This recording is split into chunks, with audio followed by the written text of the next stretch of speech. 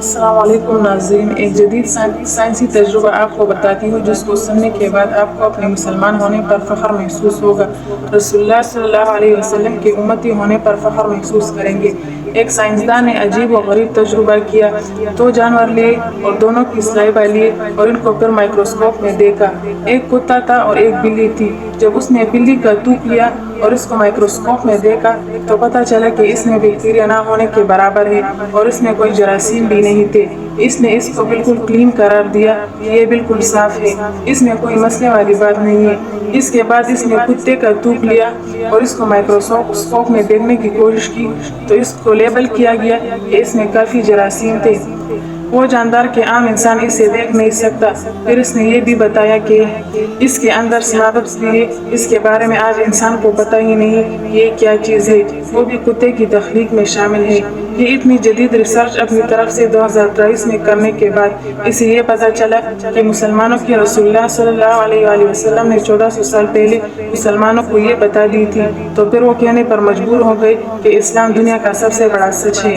اب یہ دیکھیں، یہ حدیث 6 جگہوں پہ موجود ہے: سنن نسائی، سنن ابن ماجہ میں اور سنن ابن داؤد میں۔ میں آپ کو صحیح مسلم کی حدیث بیان کرتی ہوں۔ اس میں لکھا ہے کہ جب کتا تم میں سے کسی کے برتن کو چاٹ لے تو اس میں موجود چیز کو پھینک دو اور برتن کو 7 دفعہ دھو لو۔ گویا پریشان ہو گیا کہ رسول اللہ صلی اللہ علیہ وسلم کو 1400 سال پہلے کیسے پتا تھا، جبکہ اس وقت مائکروسکوپ میں دیکھنے کا کوئی طریقہ کار بھی نہیں تھا۔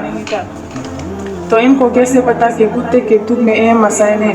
مزید ریسرچ بتاتی ہے کہ کتے کا تھوک کھانے میں شامل ہو جائے تو مزید ریسرچ یہ کہتی ہے کہ اگر کتے کا تھوک آپ کے کھانے میں شامل ہو جائے اور آپ اسے نگل لیں تو آپ کو خطرناک بیماری ہو سکتی ہے جو کہ دانتوں کی ذاتی اس سے موصول ہوئے۔ انسان کے دانت گرنا شروع ہو جاتے ہیں اور دانت خراب ہو جاتے ہیں۔ انتڑیوں کا بھی آپس میں مسائل آپ کے سامنے آنا شروع ہوں گے۔ تو آپ دیکھیں، سبحان اللہ، رسول اللہ صلی اللہ علیہ وسلم نے 1400 سال پہلے آپ کو ساری بات بتا دی ہے۔ دنیا سے کمپلیٹ کرنے کے لیے مسلمانوں کو تو محنت کی ضرورت ہے۔ اگر آپ صرف اللہ تعالیٰ سے مخلص ہو جائے، رسول اللہ صلی اللہ علیہ وسلم کے اپنے آپ کو تابع کریں تو آپ دنیا کے کمپلیٹ کرنا، دنیا سے بہت آگے نکل جانا مسلمانوں کے لیے کوئی مشکل بات نہیں۔ جزاکم اللہ خیرا۔